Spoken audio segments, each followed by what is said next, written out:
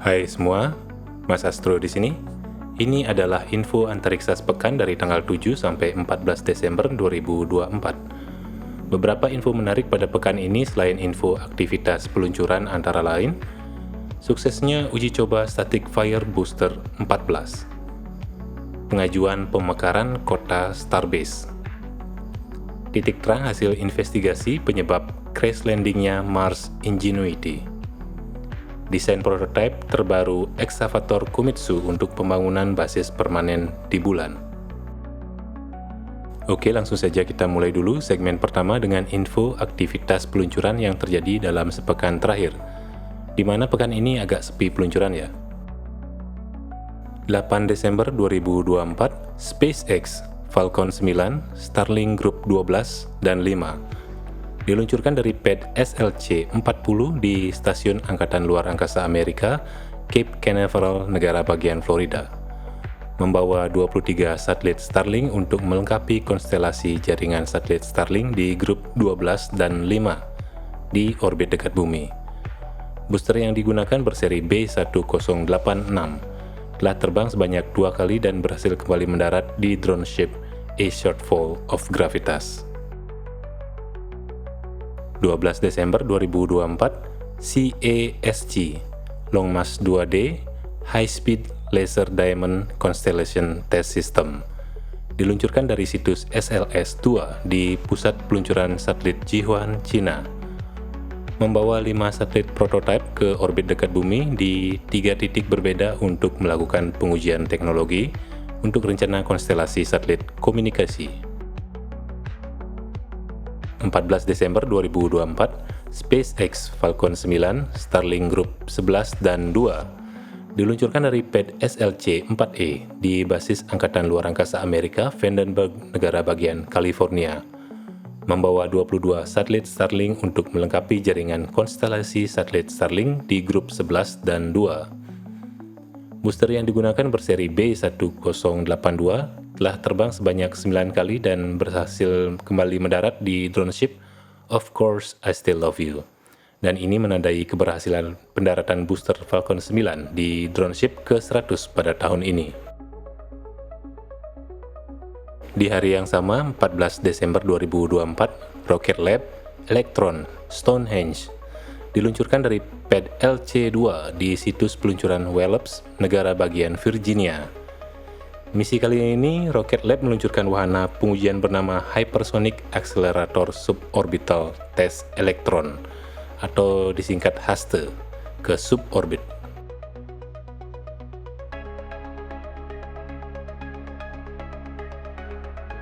Berita pertama datang dari Starbase. Nah, pada 10 Desember 2024, pengujian engine atau Static Fire Booster 14 untuk Starship Test Flight 7 akhirnya sukses dilaksanakan ya. Test Flight 7 ini rencananya akan dilakukan pada Januari bulan depan, kemungkinan sekitar tanggal 17. Jadi seluruh 33 pada booster 14 menyala dengan sempurna selama beberapa detik dan semuanya berfungsi dengan durasi penuh.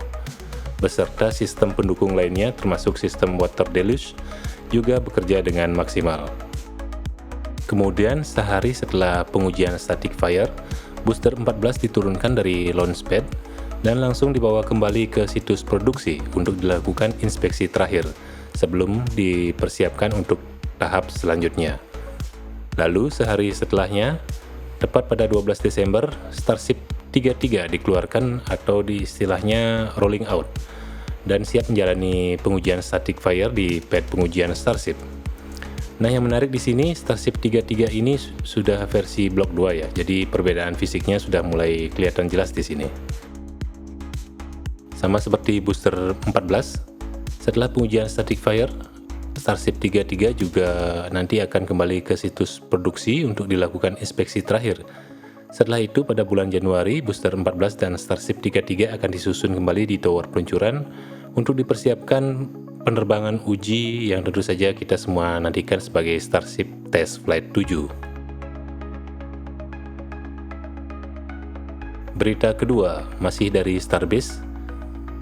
Berdasarkan surat resmi SpaceX yang ditujukan untuk pengadilan Cameron County, ini sebagai wilayah yang menaungi Starbase ya. Ini mengajukan pemekaran kota Starbase agar disahkan sebagai wilayah kota administrasi sendiri. Pengajuan ini untuk mendorong percepatan pembangunan fasilitas di wilayah Starbase sehingga meningkatkan ritme dan produktivitas yang diperlukan di wilayah Starbase untuk pengembangan dan aktivitas peluncuran Starship.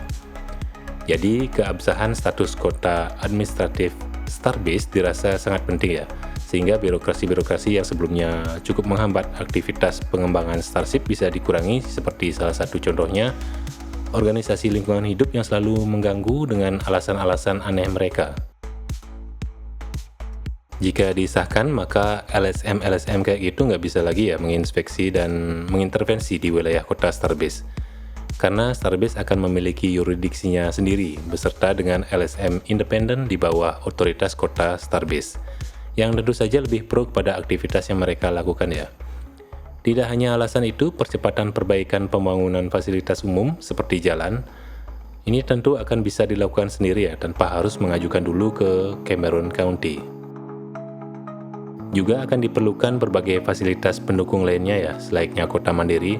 Di kota Starbase akan dibangun juga balai kota, sekolah, rumah sakit, serta perumahan untuk para pekerja dan keluarganya ya.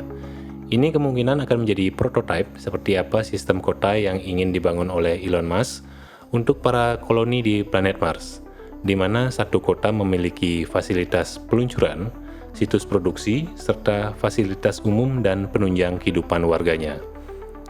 Pada surat pengajuan ini juga, SpaceX menyatakan kesanggupannya dan berkomitmen untuk menjaga keberlangsungan ekosistem lingkungan secara baik di wilayah kota Starbase. Berita ketiga ini datang dari NASA ya. Jadi ini adalah titik terang dari hasil investigasi penyebab crash landingnya helikopter Mars Ingenuity yang membuat patahnya baling-baling dan rusaknya beberapa komponen sehingga dinyatakan tidak dapat terbang kembali. Ini detailnya sudah ada di halaman resminya NASA ya. Tapi Mas jelaskan poin dan intinya saja biar gampang mencernanya. Jadi ini Ingenuity, helikopter pertama yang terbang di Mars, akhirnya menyelesaikan penerbangan terakhirnya pada 18 Januari 2024. Penerbangan ke-72 ini seharusnya cuma uji coba singkat saja ya, untuk mengecek sistem dan mengambil gambar dari sekitar area pendaratan. Tapi masalah teknis muncul yang bikin misi ini berakhir. Nah, jadi gini, Ingenuity mengandalkan kamera bawah untuk melacak permukaan Mars bukan?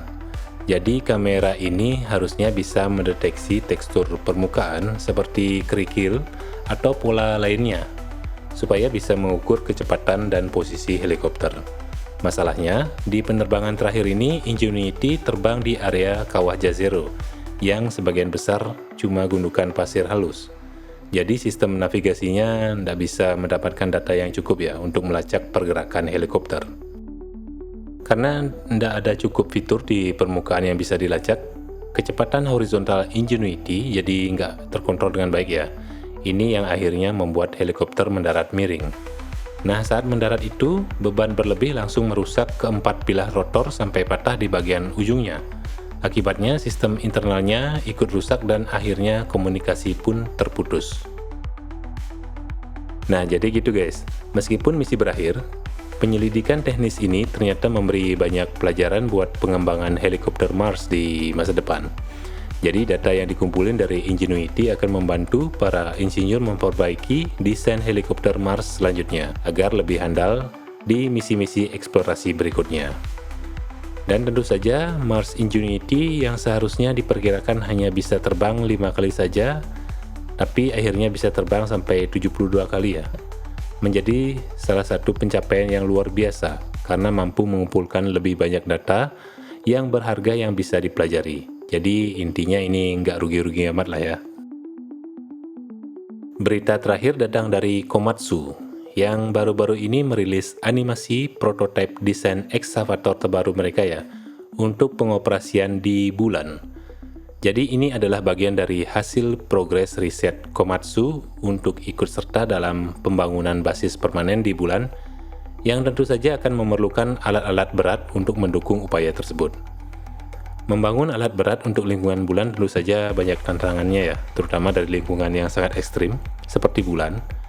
Mulai dari gravitasi yang hanya seperenamnya bumi, fluktuasi suhu di mana pada sisi terang mencapai 110 derajat Celcius, dan di sisi gelap atau bayangan di suhu minus 170 derajat Celcius. Belum lagi tantangan topografi permukaan bulan yang berkawah-kawah serta regolith. Jadi regolith ini adalah tanahnya bulan ya. Jadi beda dengan struktur tanahnya bumi. Regolith ini bisa dibilang seperti serbuk kaca kalau di zoom pakai mikroskop.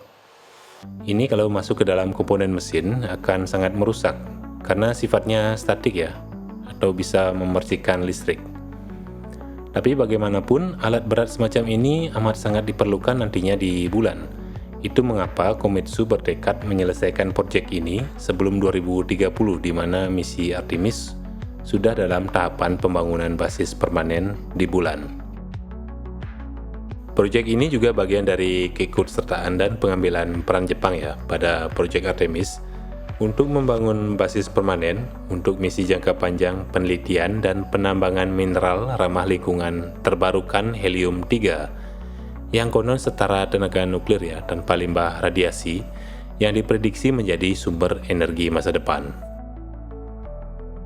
Kembali ke eksavatornya, jadi eksavatornya tentu saja tidak dioperasikan secara langsung ya, karena tentu saja akan dikendalikan dengan remote.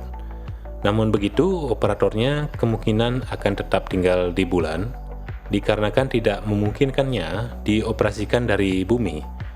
Walaupun kelihatan mata, bagaimanapun juga jarak bumi dan bulan ini kan cukup jauh juga ya, sekitar 380.000 km.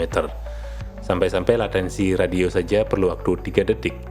Kalau bolak-balik berarti 6 detik. Jadi ini sangat tidak efektif ya, ketika mengoperasikan eksavator secara remote dengan joystick, baru dapat feedback setelah 6 detik. Jadi operatornya harus siap untuk tinggal di bulan. Gimana? Tertarik suatu saat nanti jadi operator eksavator penempatan di bulan? Komen di bawah ya.